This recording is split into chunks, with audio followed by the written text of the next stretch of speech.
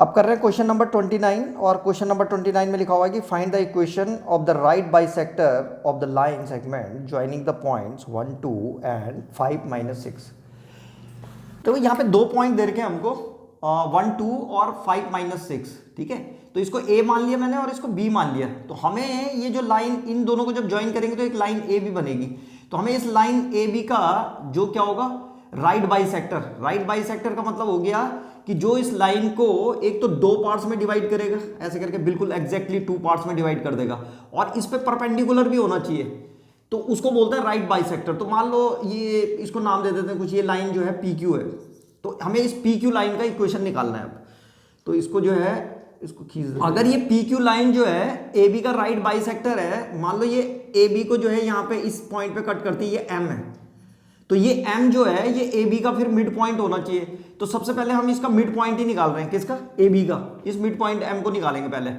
तो यहाँ पे मान लो कि ये मिड पॉइंट का फॉर्मूला क्या होता है, मिड पॉइंट का फॉर्मूला होता है x y is equal to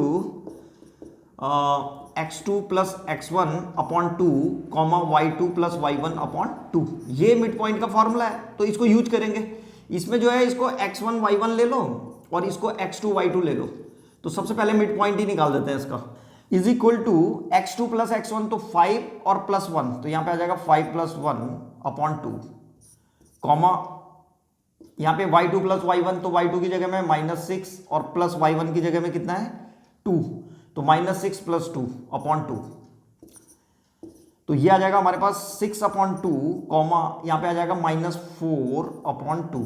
इसको और आगे सॉल्व करेंगे तो ये आ जाएगा हमारे पास 3 कॉमा -2। तो ये मिड पॉइंट के कोऑर्डिनेट्स आ गए हैं। मिड पॉइंट के कोऑर्डिनेट्स क्या हैं, 3 कॉमा -2। तो यहाँ पे लिख देता हूं मैं, ये आ गया हमारे पास 3 कॉमा -2। अब ये मिड पॉइंट आ गया है किसका, ए बी का मिड पॉइंट है। तो इसका मतलब ये लाइन जो पी क्यू है ये इसके मिड पॉइंट से होकर के जाती है। अच्छा, अब हम क्या करेंगे कि इस पी क्यू का इक्वेशन निकालने के लिए अब इसका स्लोप चाहिए हमको।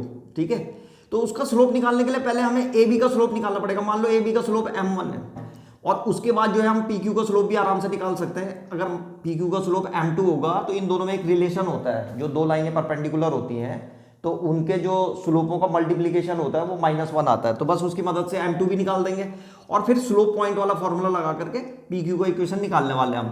तो सबसे पहले ए बी का स्लोप निकाल रहे हैं, तो यहाँ पे लिखते हैं स्लोप ऑफ ए बी। इसके लिए जो हमारे पास फॉर्मूला है स्लोप ऑफ ए बी निकालने के लिए, वो हम यूज करने वाले हैं y2 minus y1 upon x2 minus x1। ये स्लोप का फॉर्मूला था, m इज इक्वल टू, तो इसको यूज कर रहे हैं। तो इसके स्लोप को m1 से दिखा रहे हैं हम, तो यहाँ पे लिखेंगे m1 is equal to y2 minus y1। तो फिर से y2 और ये x1 y1 है और ये x2 y2 इसी को रखेंगे।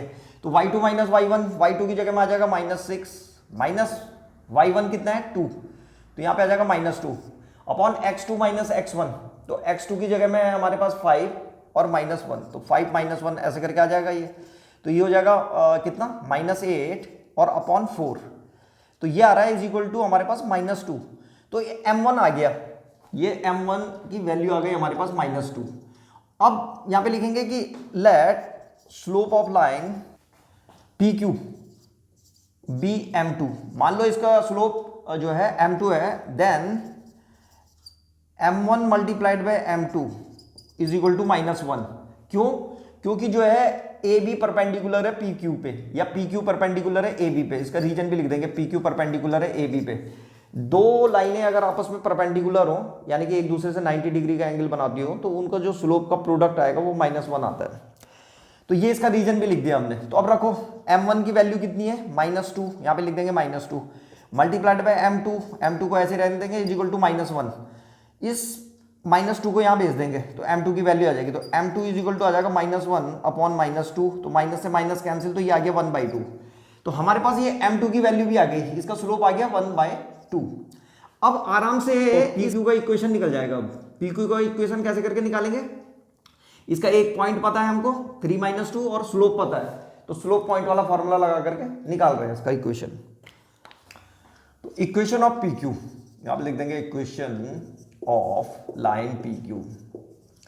तो equation of line P Q को, पी क्यू के लिए जो है कौन सा फॉर्मूला यूज कर रहे हैं, y minus y1 is equal to m x minus x1, ये वाला फॉर्मूला यूज कर रहे हैं।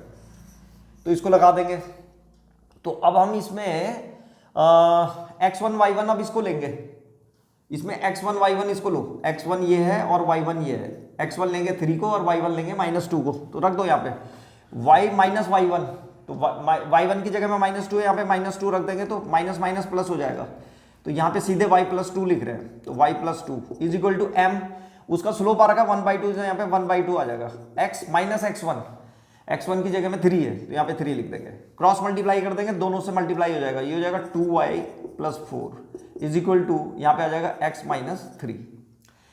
बस अब जो है इस सबको इधर ले जाओ, तो ये हो जाएगा x - 2y, और जब इस 4 को भी उधर ले जाएंगे तो ये माइनस का 4 हो जाएगा, -4 और -3 कितना हो जाएगा -7, और यहाँ पे क्या बच जाएगा इस साइड 0, तो ऐसे करके लिख दिया, तो ये रिक्वायर्ड इक्वेशन आ गई हमारी।